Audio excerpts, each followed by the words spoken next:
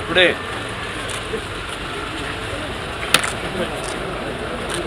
ఏం చేయి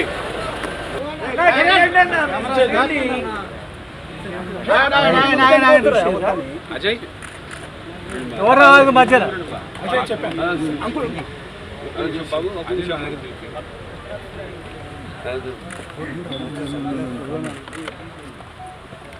అందరు ముందు రండి ఫ్యామిలీ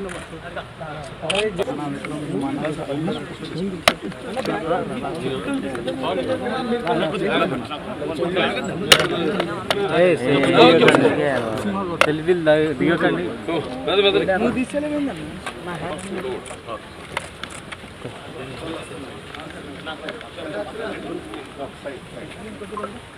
మేడమ్మలు రాలే బాగా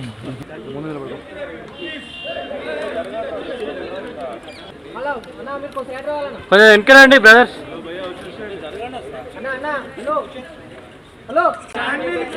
వెనకరండి బ్రదర్స్.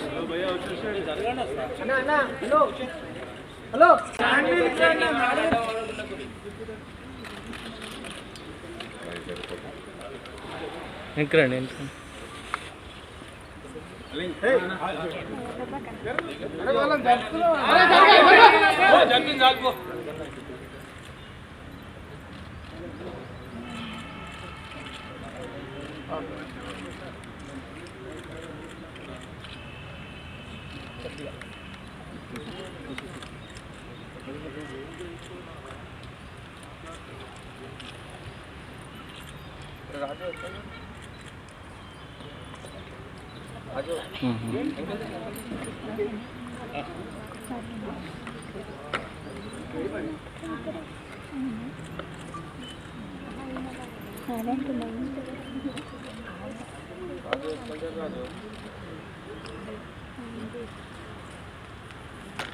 Tama.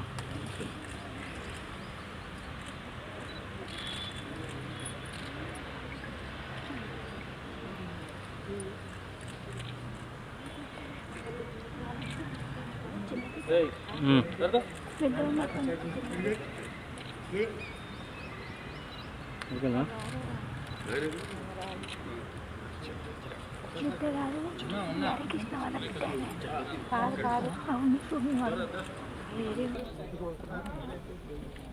సార్ నమస్కారం. ఇప్పుడు విశ్వవిద్యాలయ సార్ బొమ్మ నటరత్న డాక్టర్ నందమూరి తారక రామారావు అలాగే పార్టీ వ్యవస్థాపకులు ఆయన ఈ 28వ జయంతి సందర్భంగా వర్ధంతి సందర్భంగా అందరు ఇక్కడికి ఆయన ఘాట్కి నివాళులు అర్పించడానికి ఇక్కడికి రావడం జరిగింది. ఈ భూమి మీద ఎందరో పుడతారు గెడతారు కానీ అందరూ మహానుభావులు కాలేరు. ఒక మనిషి మహోన్నత విద్యాపథంలోకి నడవాలంటే అత్యున్నత శిఖరాలకు నడవాలంటే సత్సంకల్పం కావాలి. ఒకటి దీక్ష పొనాలి, నీ దారిలో నువ్వు నడవాలి. నేహాభిఘ్రణాశోక్తి ప్రత్యవాయిత విద్యతే స్వల్పమపస్య ధర్మస్య త్రాయితే మాతో భయాత్ అంటాం. కొందరు పుడతారు ఒక పరమార్థం కోసం, ఏదో సమాజాన్ని ఉద్ధరించడం కోసం. అంటే వాడికి చావు పుట్టుకలతో సంబంధం ఉండదు. సో ఎన్టీఆర్ అంటే ఒక నిర్వచనం. ఎన్టీఆర్ అంటే నవరసాలకు ఒక అలంకారం. ఎన్టీఆర్ అంటే ఆయన నటన ఒక విశ్వాధ్యాలయం. ఎన్టీఆర్ అంటే ఒక విజయవాడ ఎంపీని తీసుకొచ్చి విజయవాడ ఈస్ట్లో ఎందుకు పెట్టాడు? దేవినేని ఉమాగాడిని నందిగా నుంచి తీసుకొచ్చి మైలవరంలో ఎందుకు పెట్టాడు? అంటే ఈడు చేస్తేనేమో సంసారం, మిగిలిన వాళ్ళు చేస్తే వ్యభిచారం. సొల్లు మాటల్లో 420 మాటలు చంద్రబాబు. మీరు ఆ చంద్రబాబు మాటలని పట్టించుకోమాకండి, అడన్నీ దొంగ మాటలు చెబుతాడు. ఇప్పుడు మా జిల్లాలో దేవినేని ఉమ్మ నందిగామ, మైలవరం ఎట్లా గెలిచాడు? అక్కడ పనికిరన్నా కూడా ఇక్కడ పనికి వచ్చాడు. గద్దెరామన్ గన్నవరంలో ఇండిపెండెంట్ గెలిచాడు. విజయవాడ ఎంపీకి ఎట్ట పెట్టాడు? అమ్మటి బ్రాహ్మణయ్య గారిని అవినిగడ్డ నుంచి తీసుకెళ్ళి బందర్ ఎమ్మెల్యే ఎట్ట చేశారు 94లో. మళ్ళీ బందర్ ఎంపీ ఎట్ట చేశారు, మళ్ళీ తీసుకెళ్ళి అవినిగడ్డ ఎమ్మెల్యే గట్ట పెట్టారు. డివై దాస్ దేవురు పామర్రా? అది ఇవన్నీ పనికిరాని మాటలు. ఈ సొల్లుగాడి మాట్లాడేటువంటి సొల్లు పురాణం నన్ను అడుగుతారు. అటువంటి వెధవలు మాట్లాడే మాటకి అర్థం బాధ్యం ఉందా? చంద్రబాబు ఎక్కడి నుంచి పోటీ చేశాడు? చంద్రగిరి నుంచి పోటీ చేసి ఒకసారి ఎమ్మెల్యే అయ్యాడు, ఒకసారి ఓడిపోయాడు. 100 కిలోమీటర్లు కుప్పం ఎట్ట వెళ్ళాడు ఆ సన్నాసి. అది ట్రాన్స్ఫర్ అనరా? మంగళగిరిలో పుట్టి పెరిగాడా లోకేష్? ఒప్పుగాడు.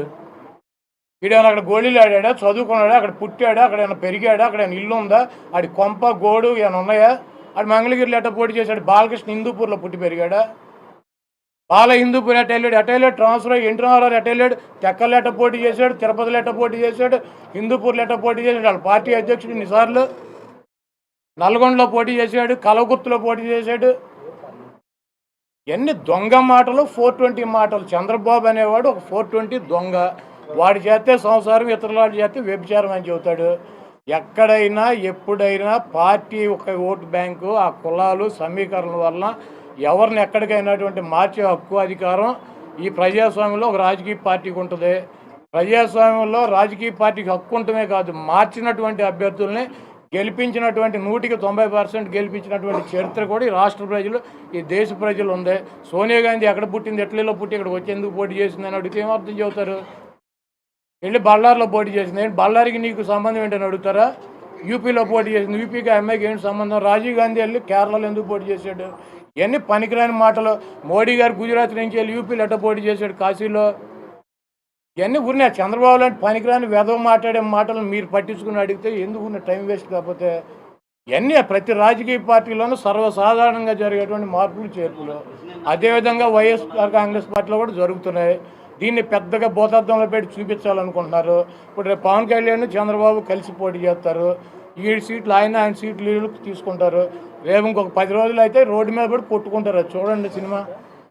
సార్ 21వ తారీఖు షర్మిల కాంగ్రెస్ పార్టీ అధ్యక్షురాలుగా బాధ్యత తీసుకున్నారు. ఇప్పటికే చాలా మంది వైసీపీలో అసమ్మతి నేతలతో కూడా ఆవిడ మాట్లాడుతున్నట్టుగా కూడా. ఇప్పుడు కాంగ్రెస్ పార్టీకి 1% ఓటింగ్ ఉన్న పార్టీ. జగన్మోహన్ రెడ్డి గారు కాంగ్రెస్ పార్టీ అధికారంలో ఉండగా, కిరణ్ కుమార్ రెడ్డి గారు ముఖ్యమంత్రిగా ఉండగా, ఈ రాష్ట్రంలో బలంగా కాంగ్రెస్ పార్టీ ఉండగా, కాంగ్రెస్ పార్టీలోంచి వచ్చి జగన్మోహన్ రెడ్డి గారు కాంగ్రెస్ పార్టీ మీద పోటీ చేసి పులివెందల, కడప పార్లమెంట్ అసెంబ్లీ గెలిచారు. ఆ తర్వాత జరిగినటువంటి బై ఎలక్షన్లో పార్లమెంటు కడపలో 20 అసెంబ్లీ సీట్లో పోటీ చేసి కాంగ్రెస్ పార్టీ మీద గెలిచాడు. కాంగ్రెస్ పార్టీ ముఖ్యమంత్రి ఉండగా, కాంగ్రెస్ పార్టీ బలంగా ఉండగా. ఇప్పుడు 1% ఉన్న కాంగ్రెస్ పార్టీ గురించి మీటింగ్ ఏంటి? జగన్మోహన్ రెడ్డి గారు గెలిచింది ఎవరి మీద? కడపలో ఎవరి మీద గెలిచాడు? కాంగ్రెస్ పార్టీ మీద గెలిస్తే తెలుగుదేశానికి డిపాజిట్ పోయింది. అప్పుడు ఏమైంది కాంగ్రెస్ ఓటు? పులివెందుల్లో విజయమ్మ గారు గెలిచింది ఎవరి మీద? కాంగ్రెస్ మీద గెలిచారు. ఎవరి మీద గెలిచింది ఆవిడ? వివేకానంద రెడ్డి గారి మీద గెలిచింది. వైఎస్ వివేకానంద రెడ్డి గారి మీద. తెలుగుదేశానికి డిపాజిట్ పోయింది. కాంగ్రెస్ ఓటు వచ్చిందా మాకు?